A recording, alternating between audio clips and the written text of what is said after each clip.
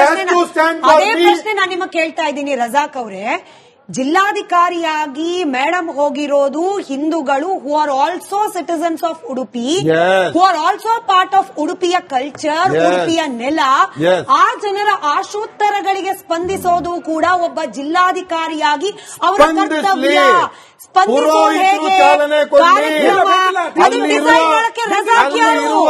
ಉಡುಪಿಯ ಮಟ್ಟದಲ್ಲಿ ನಡೆಯುವ ಕಾರ್ಯಕ್ರಮದಲ್ಲಿ ಒಂದೇ ನಿಮಿಷ ಸುಧಾಕರ್ ಸರ್, ಅದನ್ನ ಡಿಸೈಡ್ ಮಾಡಕ್ಕೆ ರಜಾಕ್ ಯಾರು? ಉಡುಪಿಯಲ್ಲಿ ನಡೆಯುವ ಪರ್ಯಾಯ ಮಹೋತ್ಸವದ ಚಾಲನೆ ಹೆಂಗಾಗಬೇಕು ಅನ್ನೋದನ್ನ ಡಿಸೈಡ್ ಮಾಡ್ಲಿಕ್ಕೆ ರಜಾಕ್ ಯಾರು? ನಿಮ್ಮ ಉರುಸ್ ಹೆಂಗ್ ನಡಿಬೇಕು ಅಂತ ಹೇಳಿ, ನಿಮ್ಮ ಉರುಸ್ ಹೆಂಗ್ ನಡಿಬೇಕು ಅಂತ ಹೇಳಿ ಮಠಾಧೀಶರು ಡಿಸೈಡ್ ಮಾಡ್ತಾರ? ನಿಮ್ಮ ಉರುಸ್ ಹೆಂಗ್ ನಡಿಬೇಕು ಅಂತ ಹೇಳಿ ಮಠಾಧೀಶರು ಡಿಸೈಡ್ ಮಾಡ್ತಾರ? Let him answer sir, let him answer. Razak ಅವರೇ ನಿಮಗೆ ಪ್ರಶ್ನೆ, ನಿಮಗೆ ಪ್ರಶ್ನೆ, ನಿಮಗೆ ಪ್ರಶ್ನೆ.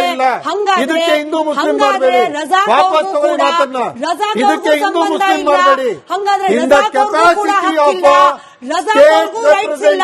ಉಡುಪಿಯ ಪರ್ಯಾಯ ಮಹೋತ್ಸವದಲ್ಲಿ ಚಾಲನೆ ಹೆಂಗ್ ಸಿಗಬೇಕು? Who are you to decide, sir? ನಾನು ಯಾರು ಡಿಸೈಡ್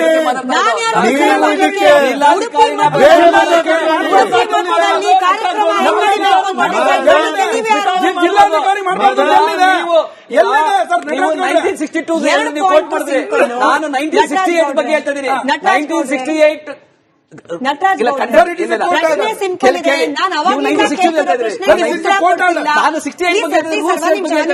ಸುಧಾಕರ್ ಸರ್ ಒಂದೇ ನಿಮಿಷ. ರಜಾಕ್ ಅವ್ರಿಗೂ ಸೇಮ್ ಪ್ರಶ್ನೆ ಕೇಳಿದೆ, ನಿಮಗೂ ಸೇಮ್ ಪ್ರಶ್ನೆ ಕೇಳಿದೆ. ಎಲ್ಲಿದೆ ಧಾರ್ಮಿಕ ಉತ್ಸವಗಳಿಗೆ ಹೋದಾಗ ಅಲ್ಲಿ ಧಾರ್ಮಿಕ, ನಾನು ಮತ್ತೆ ಅದೇ ಕೇಳ್ತೀನಿ ಸರ್, ಹೂವಿಗೂ ಹಾಗೆ ಭಗವಧ್ವಜಕ್ಕೂ ವ್ಯತ್ಯಾಸ ಏನು? ಅರ್ಚನೆಗೂ ಭಗವಧ್ವಜ ಹಾರಾಟ ಮಾಡ್ಲಿಕ್ಕೂ ಇರುವ ವ್ಯತ್ಯಾಸ ಏನು? ಜಿಲ್ಲಾಧಿಕಾರಿಗಳು ಧಾರ್ಮಿಕ ಉತ್ಸವದಲ್ಲಿ ಪಾಲ್ಗೊಂಡಾಗ ಹೀಗೆ ಮಾಡಬಾರ್ದು, ಧ್ವಜ ಹಿಡಿಬಾರ್ದು ಅಂತ ಹೇಳಿ ಯಾವ ಸಂವಿಧಾನ ದತ್ತವಾದ ರೂಲ್ಸ್ ಅಂಡ್ ರೆಗ್ಯುಲೇಷನ್ ಅಲ್ಲಿ ಇದೆ? ಹೂವು ಅನ್ನೋದು ಧಾರ್ಮಿಕ ಚಿಹ್ನೆ, ಧಾರ್ಮಿಕ ಲಾಂಛನ ಅಲ್ಲ. ನಂಬರ್ 1, ಹೂವು ಅನ್ನೋದು ಯಾವುದೇ ರೀತಿಯಾದ ಲಾಂಛನ ಧರ್ಮದ ಪ್ರಮೋಟ್ ಆಗ್ಲಿ ಮಾಡೋದಾಗ್ಲಿ ಅದನ್ನ ತಟಸ್ಥತೆ ಅಂತ ಏನು ಅದ್ರೊಳಗೆ ಧಕ್ಕೆ ಬರೋದಿಲ್ಲ. ಆದ್ರೆ ಒಂದು ಧ್ವಜ ಅನ್ನೋದಿದೆಯಲ್ಲ, ಒಬ್ಬರು ಅಧಿಕಾರಿಯ ತಟಸ್ಥತೆ ಬಗ್ಗೆ ಪ್ರಶ್ನೆ ಮಾಡುತ್ತೆ. ಧರ್ಮ ಜಿಲ್ಲಾ ಕೇಳ್ರಿ, ಹೌ ಅಂದ್ರೆ ನೋಡಿ, ಒಂದು ಧರ್ಮ, ಈಗ ಅವರು ಮುಸಲ್ಮಾನ್ಗೆ ಹೋಗಿ ಆ ಧ್ವಜ ಹಿಡಿದಿದ್, ಗ್ರೀನ್ ಧ್ವಜ ಹಿಡಿದಿದ್ರು ಕೂಡ ಅದು ಮಾಡೋಂಗಿಲ್ಲ. ನಾನು ಅದೇ ಹೇಳ್ತಾ ಇರ್ತಕ್ಕಂಥದ್ದು, ಯಾವುದೇ ರೀತಿಯ ಧರ್ಮದ ಧಾರ್ಮಿಕ ಲಾಂಛನವನ್ನ, ಧ್ವಜವನ್ನ ಅವರು ಪ್ರದರ್ಶನ ಮಾಡುವಂಗಿಲ್ಲ. ಅದೇ ನಾನು ನಿಮ್ಗೆ ಹೇಳ್ತಂದ್ರೆ ಕಂಡಕ್ಟ್ ರೂಲ್ ಅದಿಲ್ಲ ಸರ್, ಕಂಡಕ್ಟ್ ರೂಲ್ ಅದಿಲ್ಲ,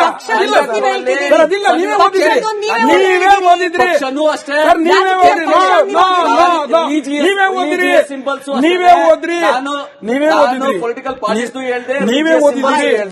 ಒಬ್ಬ ಅಧಿಕಾರಿ ಒಬ್ಬ ಅಧಿಕಾರಿ ತಾವು ತಟಸ್ಥವಾಗಿಲ್ಲ, ತಾವು ನ್ಯಾಯಸಮ್ಮತವಾಗಿಲ್ಲ, ಪಕ್ಷಪಾತಿಯಾಗಿರ್ತೀವಿ, ಸಂವಿಧಾನ ಆಶಯಗಳಿಗೆ ಗೌರವ ಕೊಡೋದಿಲ್ಲ, ಜಾತ್ಯತೀತ ಏನು ನಿಲುವುಗಳಿಗೆ ಗೌರವ ಕೊಡೋದಿಲ್ಲ ಅನ್ನೋ ಭಾವನೆ ಬರುತ್ತೆ. ಹಾಗಾಗಿ ಜಿಲ್ಲಾಧಿಕಾರಿಗಳು, ಯಾವುದೇ ರೀತಿಯ ಅಧಿಕಾರಿಗಳು ತಟಸ್ಥರಾಗಿರಬೇಕು. ಇದೇ ಹೇಳ್ತಾ ಇರ್ತಕ್ಕಂಥದ್ದು ನಾನು. ಅವರು ಯಾವ ರಿಲಿಜನ್ ಸಂಬಂಧ ಇಲ್ಲ, ಇದು ಯಾವ ರಿಲಿಜನ್ ಅಲ್ಲ. ಯಾವ ರಿಲಿಜನ್ ಆದ್ರೂ ಹೋಗ್ಲಿ, ಅವರು ಯಾವ್ದಾದ್ರು ಮಾಡ್ಲಿ, ಅವ್ರ ಆಚರಣೆ ವೈಯಕ್ತಿಕವಾಗಿರ್ತದೆ. ಅಲ್ಲಿ ಬಿಜೆಪಿ ಶಾಸಕರಿದ್ರು, ಅಲ್ಲಿ ಕಾಂಗ್ರೆಸ್ ಕಾರ್ಯಕರ್ತರಿದ್ರು, ಅಲ್ಲಿ ಸಭೆಯಲ್ಲಿ ಕಾಂಗ್ರೆಸ್ ಕಾರ್ಯಕರ್ತರು ಇದ್ರು. ಅವರ ಆಚರಣೆಗಳಿಗೆ ಇದು ಯಾರು ಜಿಲ್ಲಾಧಿಕಾರಿ ಅದನ್ನು ಜಿಲ್ಲಾಧಿಕಾರಿ ಕೂಡ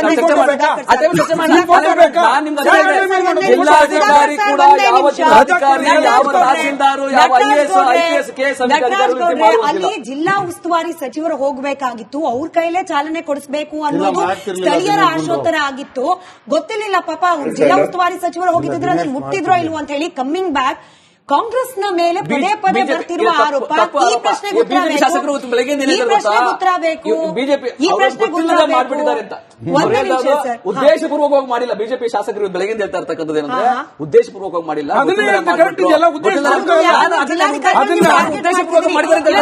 ಅವರು ದೊಡ್ಡ ಕ್ರಿಮಿನಲ್ ಆಕ್ಟಿವಿಟಿ ಮಾಡಿದ್ರೆ ಹೇಳ್ತಾ ಇಲ್ಲ.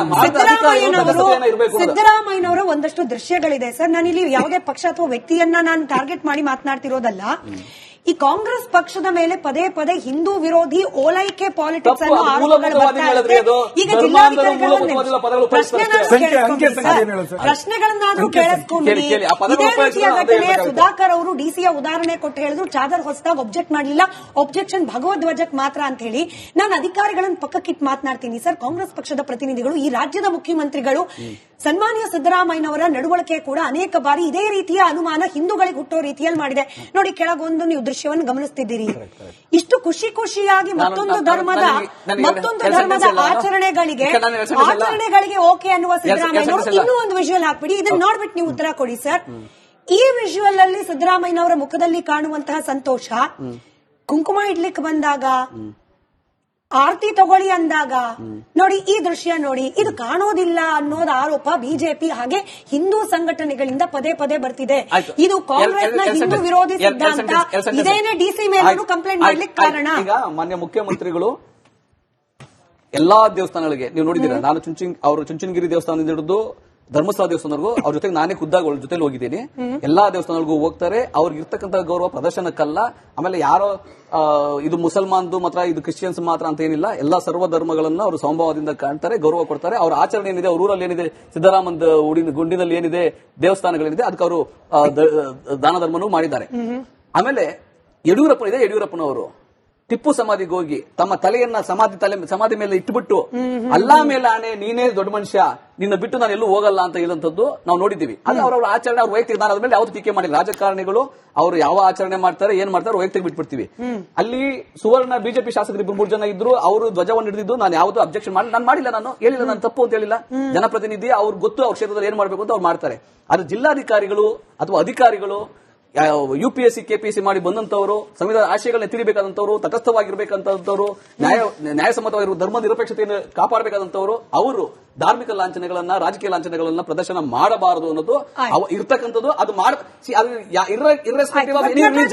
ನಿಮ್ ಪಕ್ಷಕ್ಕೆ ಯಾಕೆ ಹಿಂಗ್ ಅನಿಸ್ತಾ ಇದೆ? ಇದು ಕೂಡ ಕಾಂಗ್ರೆಸ್ನ ಈ ಓಲೈಕೆ ಪಾಲಿಟಿಕ್ಸ್ ನ ಮುಂದುವರೆದ ಭಾಗ. ಡಿಸಿ ಮೇಲೆ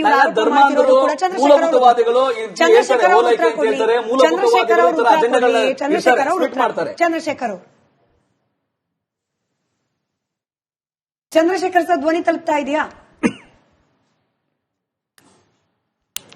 ಬಹುಶಃ ಸಂಪರ್ಕ ಸಾಧ್ಯ ಆಗ್ತಾ ಇಲ್ಲ ಅನ್ಸ. ಸುಧಾಕರ್ ಸರ್, ಕಾಂಗ್ರೆಸ್ ನ ಓಲೈಕೆ ಪಾಲಿಟಿಕ್ಸ್ ಅಂತ ಹೇಳಿ ಇದು ಯಾಕೆ ಅನ್ನಿಸ್ಬೇಕು? ತಪ್ಪದು. ಓಲೈಕೆನ ಏನಾಗಿದೆ ಈಗ ಅಜೆಂಡಾ ಇಟ್ಕೊಂಡ್ರೆ ಮಾತ್ರ ಆತರ ಮಾತಾಡ್ತಾರೆ. ನಿಮ್ ಸ್ಪಷ್ಟೀಕರಣ ಕೊಟ್ಟರೆ ಬಿಜೆಪಿ ಆರೋಪ ಹಿಂಗಿದೆ ಯಾಕೆ ಅನ್ನೋದು ಬಿಜೆಪಿ ಧರ್ಮ ಅಂತ ಏನಾಗಿದೆ ಮೇಡಮ್, ಹಿಂದೂ ಅನ್ನೋದು ಇದೆಯಲ್ಲ, ಇದನ್ನ ಈ ರಾಷ್ಟ್ರದ ಸಂವಿಧಾನ, ಈ ರಾಷ್ಟ್ರದ ನ್ಯಾಯಾಲಯ ಹಾಗೆ ಬಾಬಾ ಸಾಹೇಬ್ ಅಂಬೇಡ್ಕರ್ 3 ಜನ ಬಹಳ ಪ್ರೀತಿಯಿಂದ ಒಪ್ಪಿದ್ದಾರೆ. ಮತ್ತು ಒಂದು ಹೇಳ್ತೀನಿ, ಏಕರೂಪ ನಾಗರಿಕ ಸಮಿತಿ ಇಡೀ ದೇಶಕ್ಕೆಲ್ಲ ಒಂದು ನಿಯಮ ಆಗ್ಬೇಕು ಅಂತ ಹೇಳ್ತಾರೆ.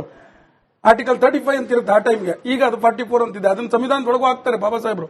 ಅವ್ರೇನ್ ಹೇಳ್ತಾರೆ, ನಾನು ಈ ಇಡೀ ದೇಶಕ್ಕೆಲ್ಲ ರಚನೆ ಆಗುವ ಅಥವಾ ಒಪ್ಪಿಗೆ ಆಗುವ ಅಥವಾ ಅಂದ್ರೆ ಜಾರಿ ಮಾಡಬೇಕಾದಂತ ಏಕರೂಪ ನಾಗರಿಕ ಸಮಿತಿ ನಿಯಮಗಳಲ್ಲಿ ಕೆಲವು ಹಿಂದೂ ಕಾನೂನುಗಳನ್ನು ಹಾಕಿದ್ದೇನೆ.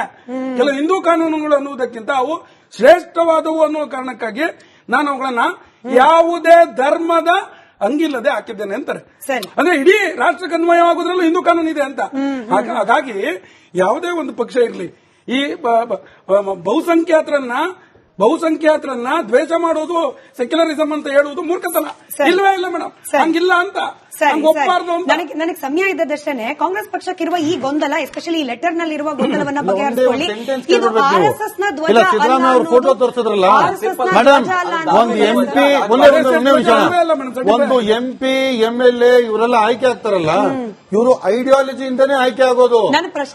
DC ನೇಮಕ ಮಾಡ್ತಾರಲ್ಲ, ಹೇಳಿ ಮೇಡಮ್, ಇವರು ಭಗವತ್ ತೋರಿಸಿದ ಆಯ್ಕೆ ಆಗಿರೋದು.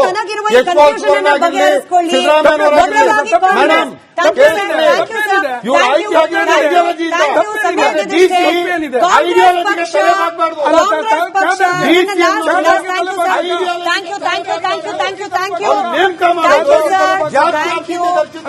ಕಾಂಗ್ರೆಸ್ ಪಕ್ಷ ತನಗಿರುವ ಗೊಂದಲವನ್ನ ಬಗೆಹರಿಸಿಕೊಳ್ಳಿ. ಅದು ಆರ್ಎಸ್ಎಸ್ ಧ್ವಜ ಅಲ್ಲ ಅನ್ನೋದು. ಹಾಗೆ ಜಿಲ್ಲಾಧಿಕಾರಿಗಳ ಮೇಲೆ ಈಗ ಆಲ್ರೆಡಿ ಒತ್ತಡದಲ್ಲಿದ್ದಾರೆ ಅಧಿಕಾರಿಗಳು. ಲೆಟ್ ಅಧಿಕಾರೀಸ್ ವರ್ಕ್ ಫ್ರೀಲಿ. ನಾನು first our proud Hindu, sir. I'm a proud Hindu. Later I'm a journalist. Thank you. Thank you. Thank you. Thank you. Thank you. Thank you. Thank you. ನೋಡ್ತಾ ಇರಿ republic Kannada, ಇದು ನಿಮ್ಮ ಧ್ವನಿ.